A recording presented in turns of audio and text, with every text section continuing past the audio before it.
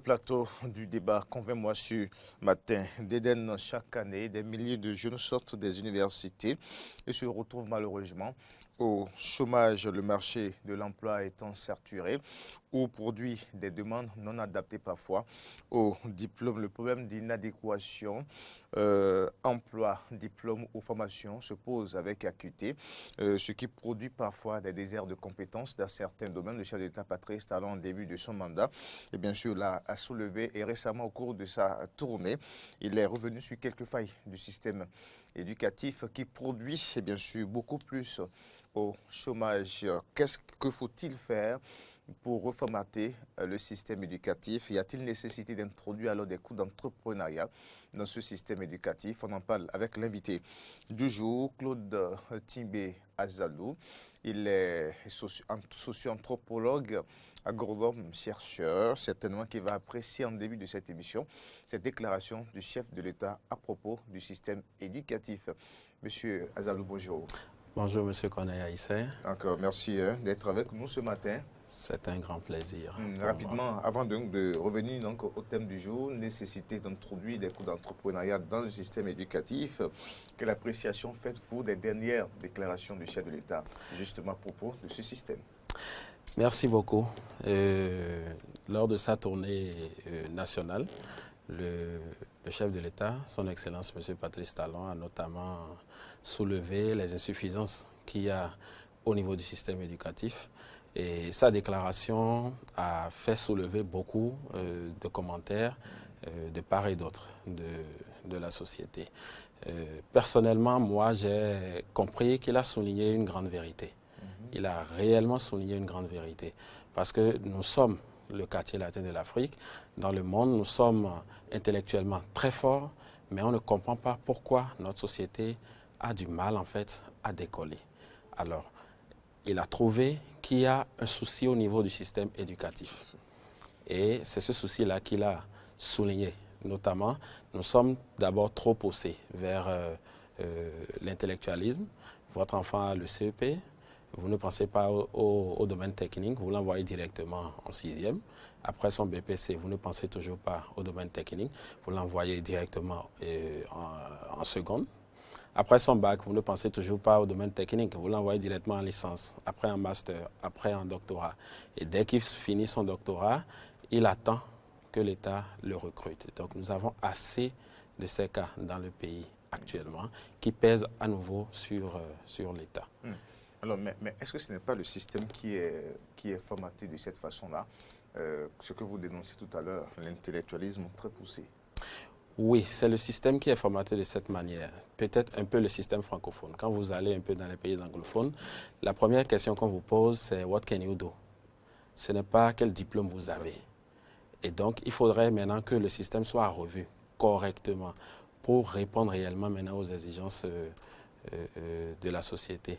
Et le chef de l'État a vu vraiment juste et il a déjà démarré des actions pour encourager l'entrepreneuriat, pour encourager la création de richesses, pour encourager l'amélioration des compétences dans les services. Et donc, il a déjà fait, par exemple, pour les encouragements des start-up béninoises, qui aujourd'hui sont très nombreuses. Et on a remarqué sur le terrain que les Béninois sont très compétents en matière entrepreneuriale. Et secondo, le chef de l'État est en train d'accompagner les entreprises agricoles pour pouvoir, vous voyez par exemple à travers le FNDA et d'autres appuis qu'il est en train de faire. Donc c'est déjà une dynamique qu'il a déjà lancée. Même en 2019, il y a eu une table ronde entre le gouvernement et les acteurs du système éducatif pour jeter les bases. Donc lors de cette assise, il y a eu... ils ont discuté en fait de l'élaboration d'un document opérationnel qui va guider ce nouveau système éducatif, donc cette nouvelle orientation. D'accord. Mais donc aujourd'hui, le diagnostic est fait entre la formation et puis le marché, les diplômes reçus, la formation et le marché. Il y a un peu de fossé. Le diagnostic est clair là-dessus. Oui, il y a de fossés. Il y a de fossés. Et déjà, le président de la République l'avait déjà souligné. Ils sont déjà aussi à pied d'œuvre pour pouvoir convenir, pouvoir adapter en fait les curricula de formation dans tous les domaines par rapport aux besoins réels de la société. Parce que ce diagnostic n'avait pas été fait. Et donc, c'est en train d'être souligné. Et ils sont déjà un peu à pied d'œuvre. Et c'est une satisfaction pour nous parce que on va juste attendre un peu de temps pour voir un peu ces réformes, cette nouvelle orientation se concrétiser pour le bonheur de la société. Et parlons maintenant de l'entrepreneuriat, vraiment. Comment peut-on l'introduire dans le système éducatif? Oui, il y a par exemple plusieurs pays dans l'Union européenne qui l'ont déjà fait. Ils commencent souvent par des cours théoriques. D'abord, par exemple, chez nous, on peut démarrer par le système secondaire, ce que fait par exemple beaucoup d'autres pays, comme la Suède, comme le Canada et autres.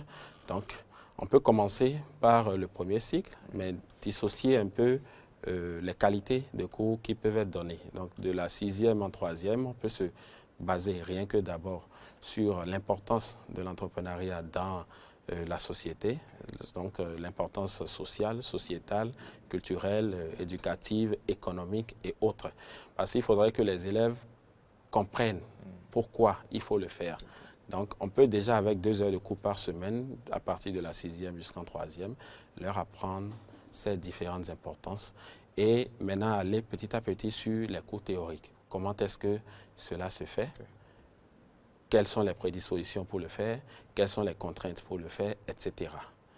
À partir de la 6e et à partir de la seconde plutôt, en terminale, on peut ajouter maintenant les cours pratiques dans lesquels le gouvernement peut organiser des masterclass pour inviter les professionnels, les grands entrepreneurs, ceux qui gèrent les grandes startups béninoises pour partager leurs expériences avec les élèves. Ça va beaucoup plus prendre en réalité. Le gouvernement peut organiser aussi dans ce même nouveau système éducatif des sorties pédagogiques pour que les élèves puissent aller rencontrer les entreprises et voir de manière pratique comment cela se fait. Ça va leur permettre, après le bac, de savoir déjà comment faire. Et surtout, ça va leur permettre de savoir créer, de savoir d'avoir des idées d'entreprise. Parce que, comme le dit Napoléon Hill, les idées d'entreprise se vendent là où les marchandises les plus chères ne peuvent se vendre. Donc, ça va former leur esprit créatif et ils vont beaucoup plus s'ouvrir à l'innovation, beaucoup plus avoir des idées d'entreprise. Et c'est cet état de choses qui va créer beaucoup de richesses demain. Est-ce qu'avec le système linéaire aujourd'hui, la poussée à l'intellectualisme que vous l'avez souligné, est-ce que ça peut réellement aller comme ça ou il faut prioriser les formations techniques? Bon, ça va aller comme ça. Les formations techniques sont toujours là. L'essentiel, c'est d'insérer ces cours-là d'entrepreneuriat dans le système général. Parce qu'il faut que ça soit dans le système général.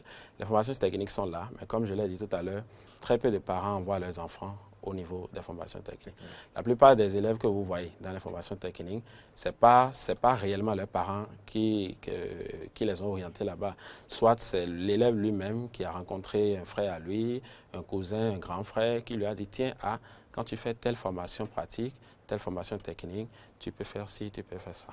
Et donc ce sont les élèves à leur tour maintenant qui convainquent leurs parents pour aller là-bas. Alors si on l'insère dans l'enseignement général tel qu'on connaît, avec les maths physiques, avec les philo et autres, ça va de plus en plus pousser les parents à réfléchir dans ce sens. Et déjà, même au secondaire, entre la 6e et terminale, déjà à partir de la première, on peut demander aux enfants de choisir des options. Si c'est le graphisme designer, tu veux faire.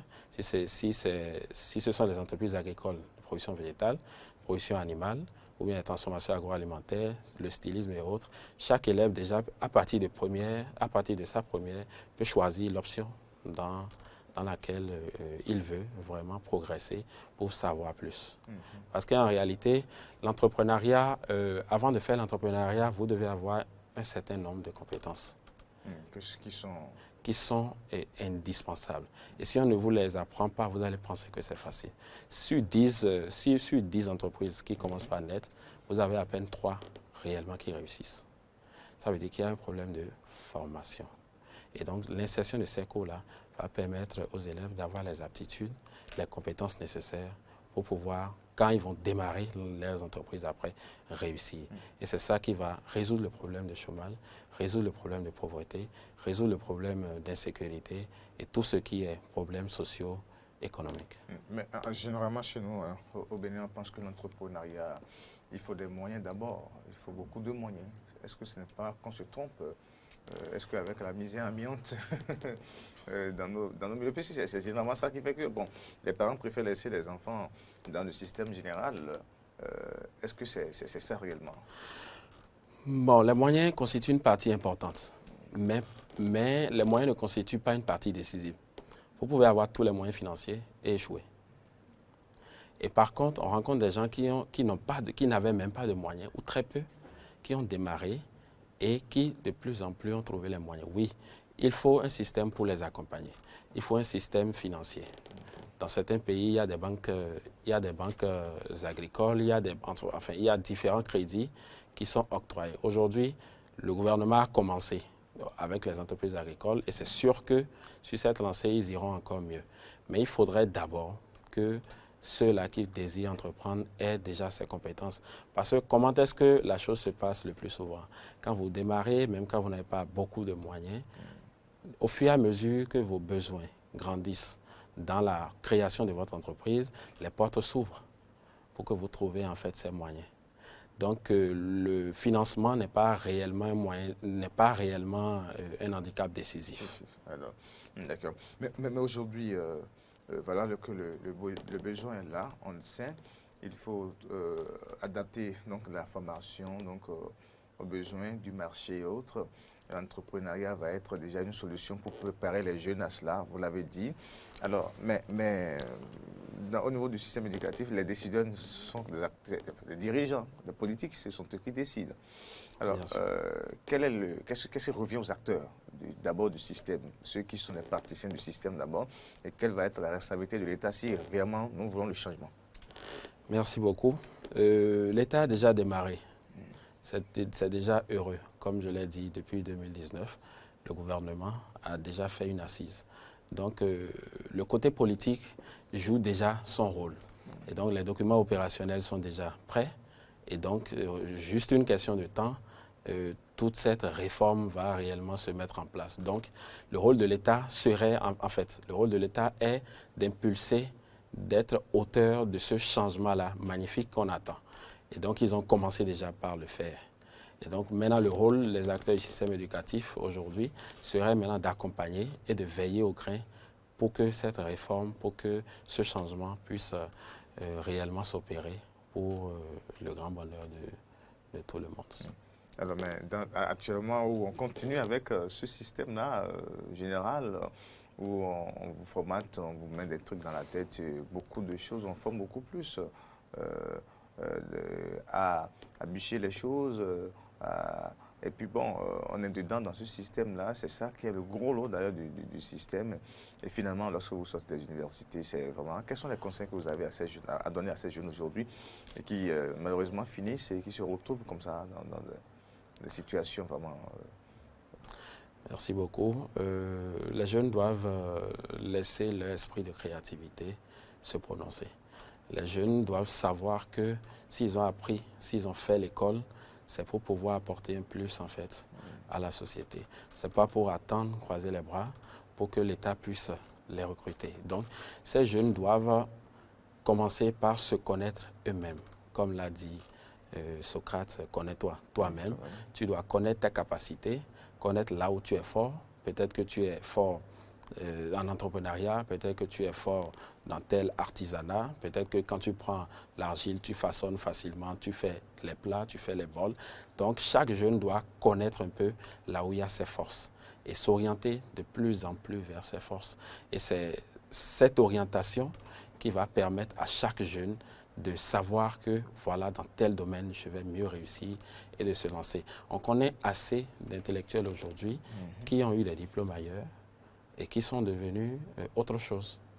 Par exemple, quelqu'un qui a fait l'ABM à l'EPAC est devenu une grande journaliste internationale. Quelqu'un qui a fait la médecine est devenu aujourd'hui la plus grande styliste africaine.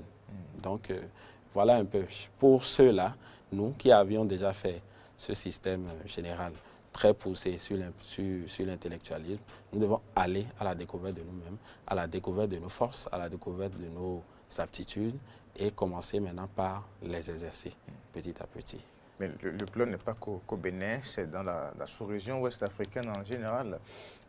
Monsieur Azadou, est-ce que vous pensez que nos États ont réellement le pouvoir nécessaire pour changer ce système? Quand on sait qu'il y a on parle de pression derrière, voilà, l'éducation c'est très important aussi. Et puis, est-ce que nos États ont-ils réellement le pouvoir d'innover dans ce sens-là, de formater, de changer les choses, de changer le paradigme réellement? C'est un peu difficile parce que depuis les temps coloniaux, il y avait eu déjà assez d'accords qui ont été signés. Et même, vous voyez, la langue dans laquelle on s'exprime actuellement, ce n'est pas notre langue, c'est le français. Je me souviens à l'école primaire, quand tu parlais fond, on vous mettait les escargots. En fait, il y avait assez de systèmes et on vous met en honte, en quelque sorte. Oui, il y a probablement toujours peut-être ces genres de pression. Mais les États ont commencé de plus en plus par réfléchir dans ce sens, réfléchir dans le sens entrepreneurial. C'est vrai que c'est surtout dans les pays francophones qu'on remarque qu'il y a très peu de start-up qui se développent, parce que les anglophones, comme je l'ai dit, c'est what can you do? Ce n'est pas quel diplôme vous avez. Et donc, petit à petit, mais la manière dont j'ai vu, en tout cas, ce gouvernement et le chef de l'État, son Excellence, M. Patrice Talon, il a quand même décidé à réellement introduire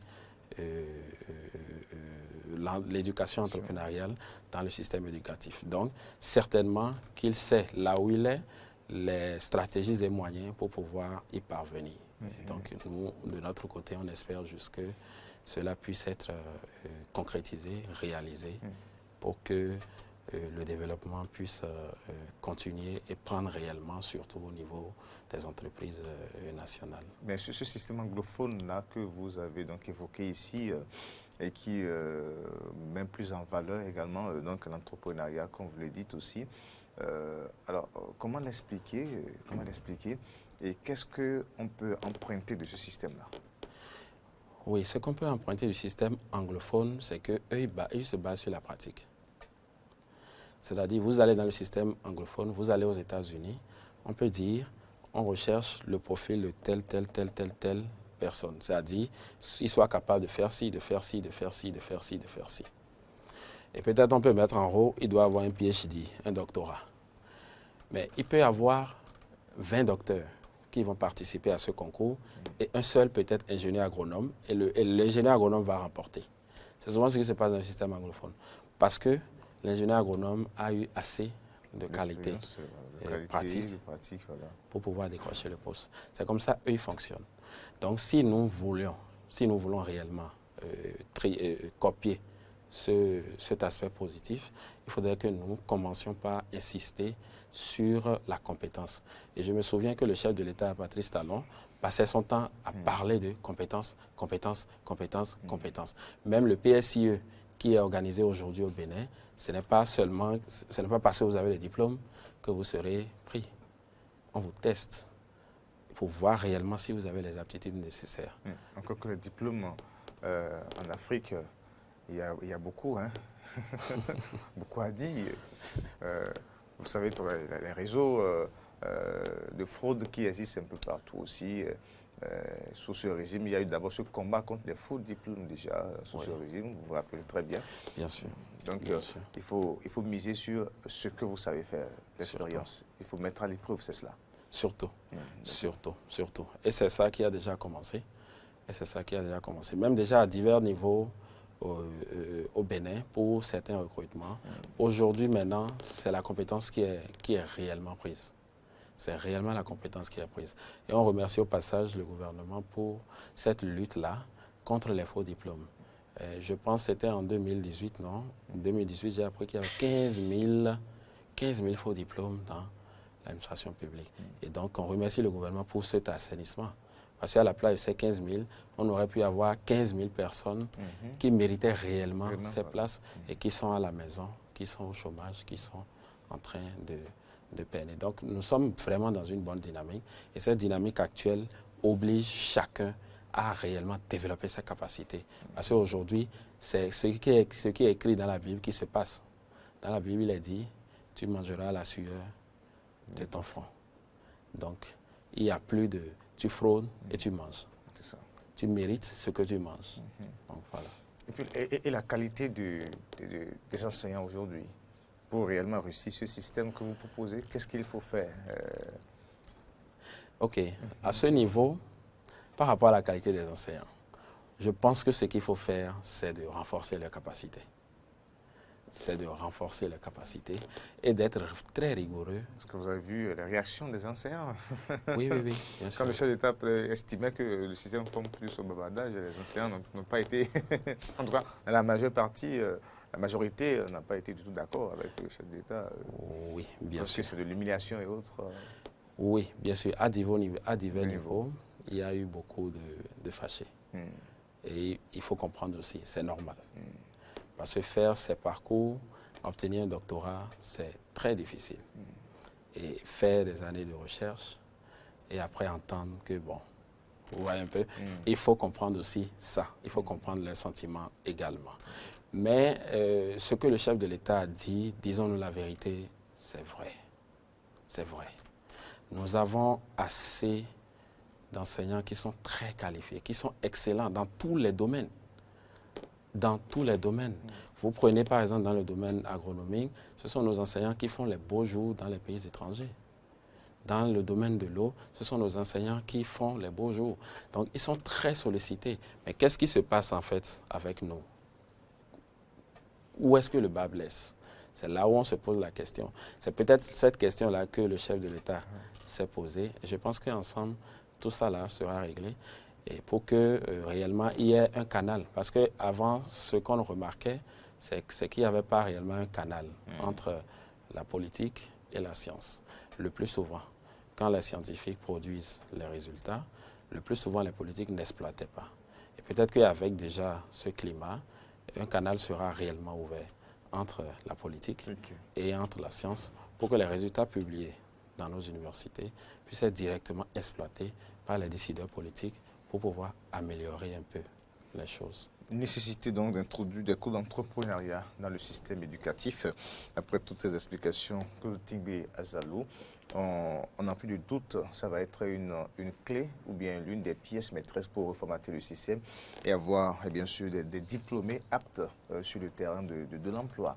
Alors, quel est votre message à l'endroit de tout le système éducatif?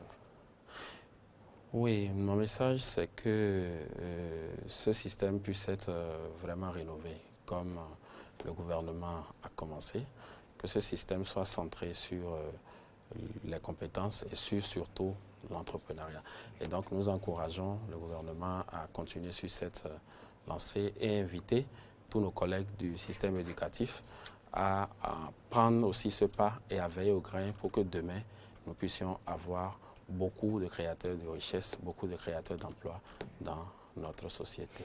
Le système éducatif actuel, avec donc la formation générale, ne permet pas à la jeunesse, une fois formée, de se prendre en charge véritablement sur le terrain ou le marché de l'emploi. Ce système est caractérisé par un intellectualisme très poussé. Il faut passer désormais à la promotion de la compétence et à l'entrepreneuriat.